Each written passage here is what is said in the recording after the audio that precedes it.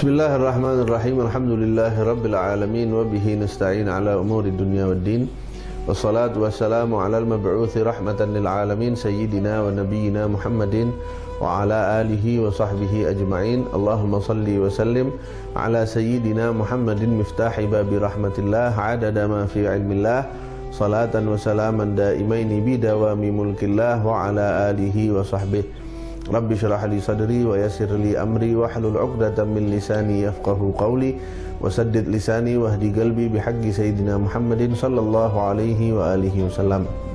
Alhamdulillah, pada kesempatan kali ini kita sampai pada hadis ke-20 dari 40 hadis yang dikumpulkan oleh Al-Imam An-Nawawi di dalam kitab hadis Al-Arba'in yang beliau kumpulkan.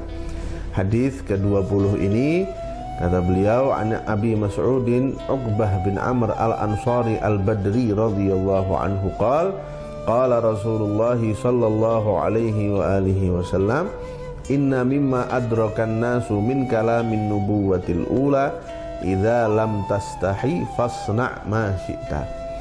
Hadis ini diriwayatkan oleh Al-Imam Al-Bukhari dari Abi Mas'ud Uqbah bin Amr al-Ansari, yang mana beliau merupakan sahabat dari kalangan Ansar al-Badri yang ikut perang Badar. Artinya beliau merupakan sahabat yang sangat istimewa, karena sahabat-sahabat yang mengikuti perang Badar adalah sahabat yang diistimewakan oleh Allah, diistimewakan oleh Rasulullah sallallahu alaihi wa alihi wasallam. Beliau mengatakan bahwa Rasulullah sallallahu alaihi wasallam bersabda, termasuk dari hikmah atau ucapan-ucapan para nabi terdahulu yang masih didapati oleh orang-orang di zaman sekarang ini adalah, idza lam tastahi, jika kamu tidak malu, fasna' ma syi'ta, maka lakukan apa saja yang kamu inginkan. Para ulama berbeda pendapat ketika menafsiri hadis ini. Ada yang mengatakan bahwa hadis ini merupakan teguran dari Rasulullah SAW, dalam arti bahwa Rasulullah hendak mengatakan kepada kita, jika kamu memang sudah nggak punya malu, maka lakukan saja apa yang kamu inginkan. Artinya itu merupakan celaan. Kalau kita melakukan semua yang kita inginkan tanpa pernah kita memperhitungkan akibatnya, tanpa memperhitungkan ini sesuai dengan syariat atau tidak, artinya kita adalah orang yang sudah tidak punya lagi rasa malu. Itu makna pertama yang difahami oleh sebagian ulama, ya. Artinya jika kita sudah tidak punya rasa malu lagi, maka kita akan melakukan kehinaan macam apapun tanpa pernah memperhitungkan balasan dari Allah Subhanahu wa taala. Namun ada lagi makna yang lain dari para ulama adalah perbuatan itu terbagi dua, kata para ulama.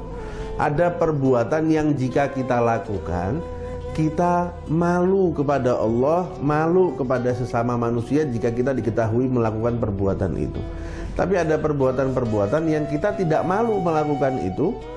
Kita tidak malu kepada Allah, tidak malu kepada sesama manusia jika diketahui kita melakukan perbuatan itu. Nah, kata ulama, perbuatan yang pertama yang kita malu jika Allah mengetahui kita melakukan itu, kita malu jika manusia mengetahui kita melakukan itu, maka itu berarti perbuatan tersebut tidak baik. Perbuatan tersebut tidak diridhoi oleh Allah Subhanahu wa taala, maka jangan dilakukan. Namun jika kita melakukan sesuatu yang kita tidak malu perbuatan itu diketahui Allah, kita tidak malu perbuatan itu diketahui oleh sesama manusia, artinya perbuatan itu adalah perbuatan yang taat, perbuatan yang baik. Fasna' ma syi'ta, kata Rasulullah, maka kerjakan kebaikan yang semacam itu sesuai dengan apa yang kamu inginkan. Karena artinya kalau kamu tidak malu kepada Allah, tidak malu kepada sesama manusia ketika melakukan itu, berarti itu adalah perbuatan yang taat, perbuatan yang dianjurkan oleh agama, oleh Rasulullah Shallallahu Alaihi Wasallam. Makna inilah yang kemudian sejalan dengan hadis Rasulullah Shallallahu Alaihi Wasallam yang lain.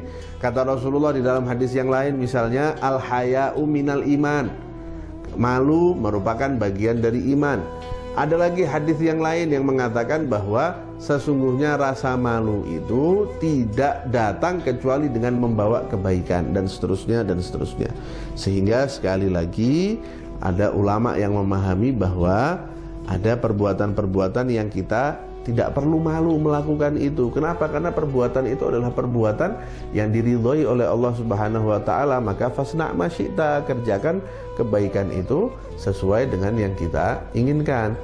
Misalnya lagi adalah perbuatan yang kita tidak boleh malu, misalnya bertanya kepada para ulama. Nah, ini juga termasuk hal yang sering disalahpahami, bahwa bertanya kepada ulama itu sesuatu yang bagus, sesuatu yang baik selama disampaikan dengan adab, selama disampaikan dengan sopan dan dengan tujuan mendapatkan faedah ilmu dari ulama tersebut. Rasulullah bahkan memuji orang-orang Ansor, memuji wanita-wanita Ansor. Kata Rasulullah, wanita Ansor itu pemalu, punya rasa malu. Cuman rasa malu mereka tidak menghalangi mereka dari bertanya mengenai agama Allah Subhanahu wa taala. Artinya kita bertanya kepada ulama bukan berarti kita kurang ajar. Kita bertanya kepada ulama bukan berarti kita tidak tahu malu, bukan. Justru kalau rasa malu itu menjadikan kita enggan bertanya kepada ulama, enggan menuntut ilmu dari para ulama, maka itu rasa malu yang tidak disukai oleh Allah Subhanahu wa taala, tidak disukai oleh Rasulullah Sallallahu Alaihi Wasallam. Karena itu sekali lagi hadis ini mengajarkan kepada kita bahwa kita harus bisa menempatkan segala sesuatu pada tempatnya. Rasa malu sesuatu yang baik, tapi jika kita tidak memposisikan itu pada tempatnya, maka rasa malu itu menjadi sesuatu yang tercela. Rasa malu itu sesuatu yang bagus jika dikerjakan dengan porsi yang benar. Jika kita melampaui batas dalam rasa malu akan menjadi sesuatu yang tidak baik. Jika kita kurang rasa malu juga akan menjadi sesuatu yang tidak baik. Maka tempatkan rasa malu, posisikan rasa malu, kerjakan, miliki rasa malu itu dengan porsi yang tepat, di tempat yang tepat, dalam kondisi yang tepat. Maka di saat itu kita akan menjadi orang yang benar-benar diinginkan oleh Allah Subhanahu wa taala, diinginkan oleh Rasulullah SAW dalam kaitannya dengan rasa malu ini. Mudah-mudahan yang singkat ini ada manfaatnya dan kita menjadi orang-orang yang jauh lebih baik lagi dan bisa menempatkan segala sesuatu pada tempat dan posisinya yang seharusnya. Wallahu a'lam. Assalamualaikum warahmatullahi wabarakatuh.